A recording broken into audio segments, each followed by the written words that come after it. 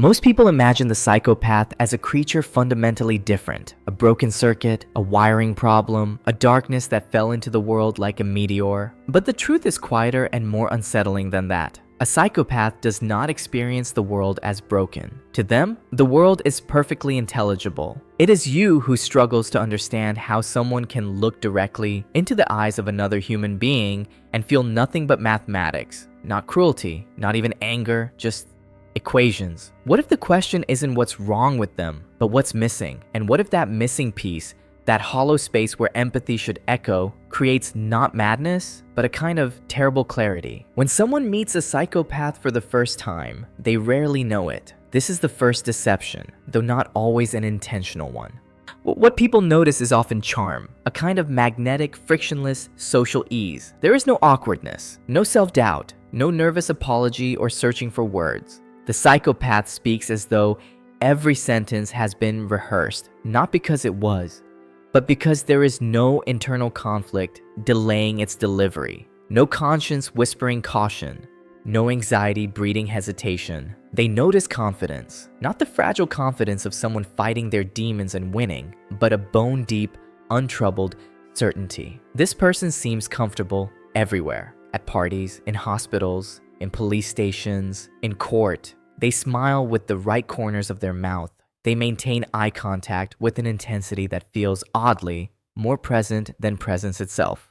And people often describe them afterward as charming or intelligent or compelling. What they rarely say is, "I felt unseen," and yet that is often what they felt, because the psychopath's attention, however focused, is not the attention of recognition. It is the attention of assessment, like a jeweler examining a stone, like an actor studying an accent. There is no mutual seeing, only strategic observation. The psychopath has no internal conflict about this. They do not feel guilty for not feeling guilty. This is crucial. Most people assume that a person without conscience must be in pain about their lacking, but they are not. Imagine never experiencing hunger. Would you suffer from not suffering hunger? No. You would simply live in a world where food existed and you never wanted it.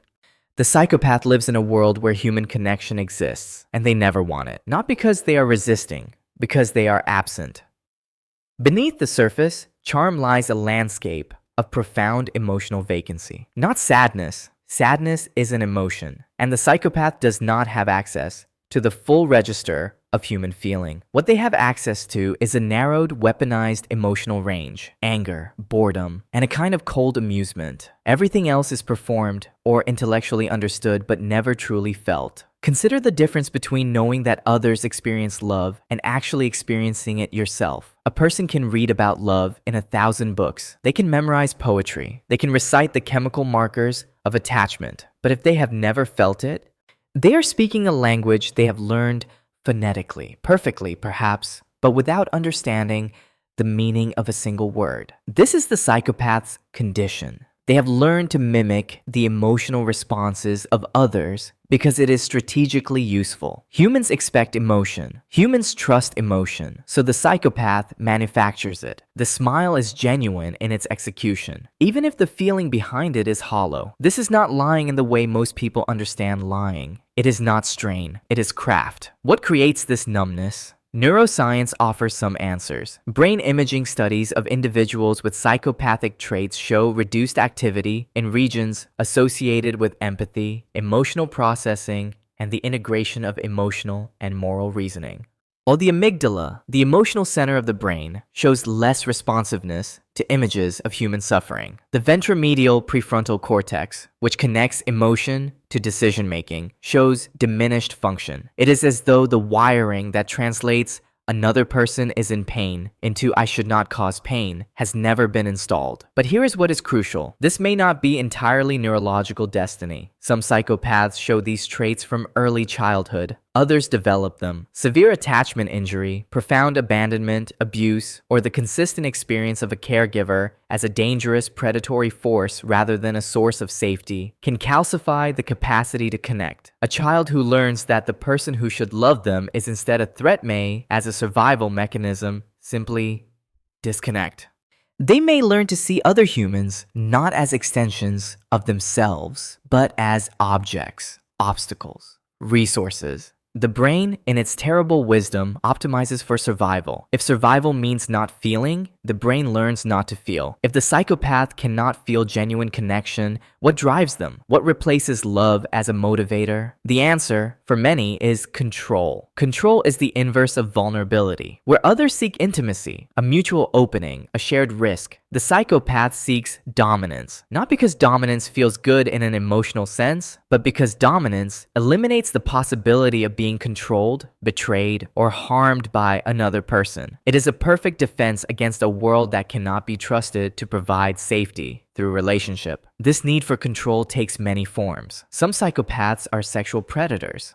Some are con artists. Some are corporate executives or military strategists. The content changes, but the underlying architecture remains. The world is a chessboard. Other people are pieces, and the only position worth occupying is the one that cannot be moved. The person who lives under the control of a psychopath, whether intimate partner, employee, or victim, often does not recognize control as control at first. They experience it as a tension. The psychopath focuses on them with an intensity that feels like love. They ask probing questions, not out of care, but out of information gathering. The same way a hunter learns the habits of prey. They provide bursts of attention followed by periods of cold indifference. This cycle, called intermittent reinforcement, is extraordinarily effective at creating addiction and dependency.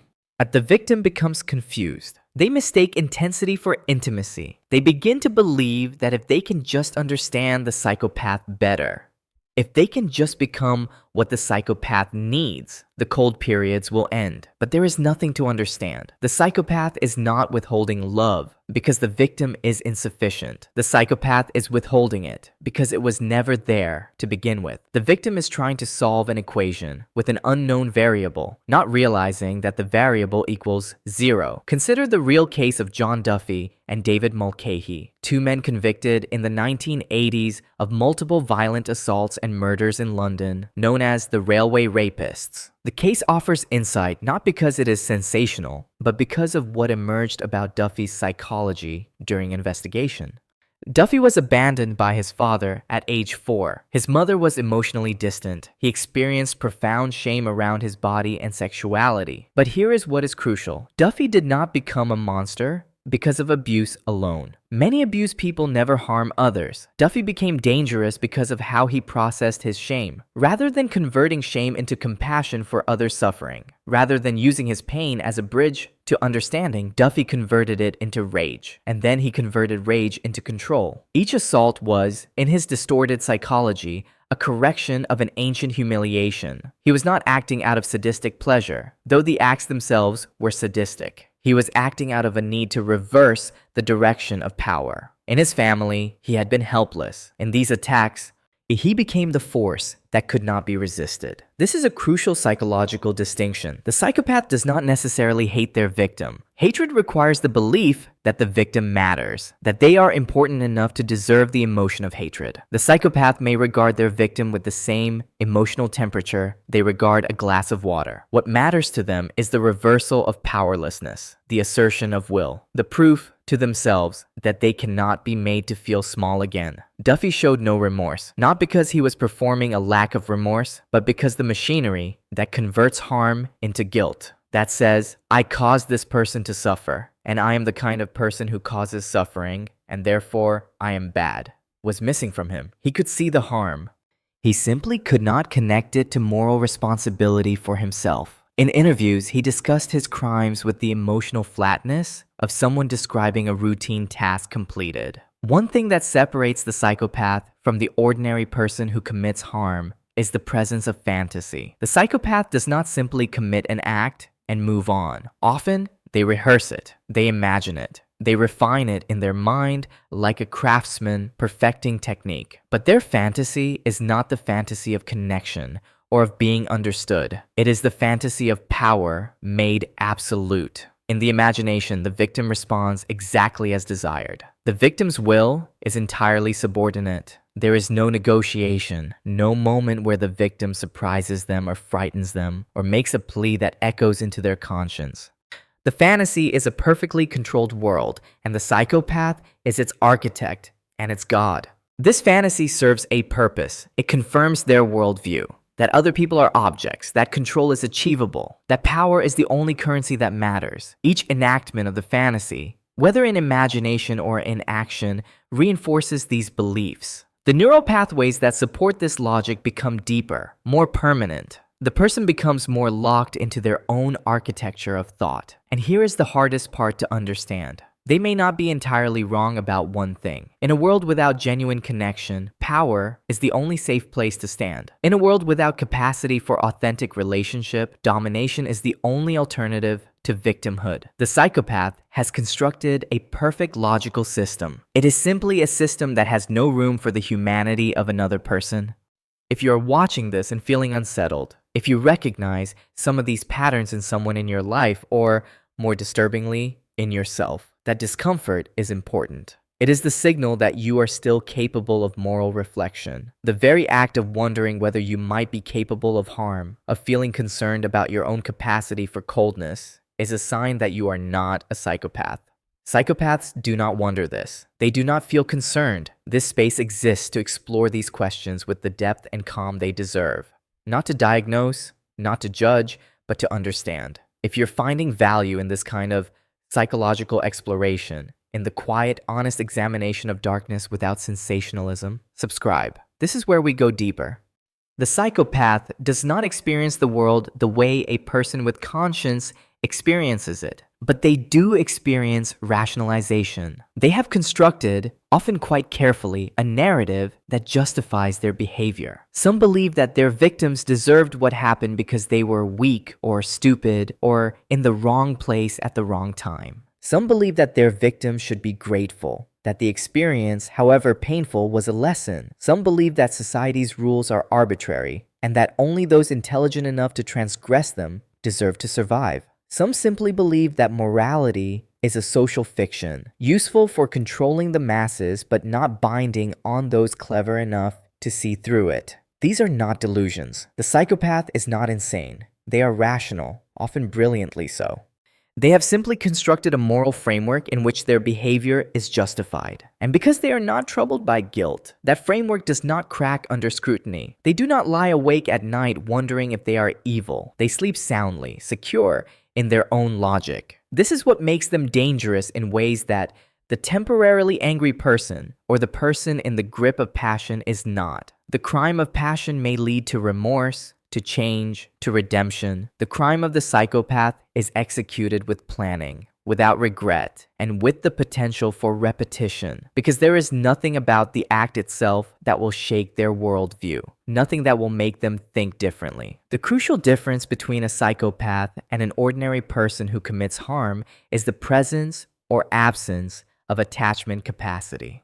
Ordinary people are bound to other people. We are social creatures. We evolved to depend on others. And that dependence, that fundamental vulnerability, is what creates conscience. Conscience is not some external moral voice. It is the internalized voice of our attachment figures, our community, our species. When you feel guilt, you're feeling the imagined disappointment of someone you love. You are internalizing their pain. You are experiencing, through the mirror of empathy, what your action has caused. The psychopath's internal landscape is silent in this way. There is no imagined disappointed face. There is no internalized chorus of people they have harmed. There is only themselves, their desire, their will, their plan. It is a kind of profound loneliness, though they may not experience it as loneliness.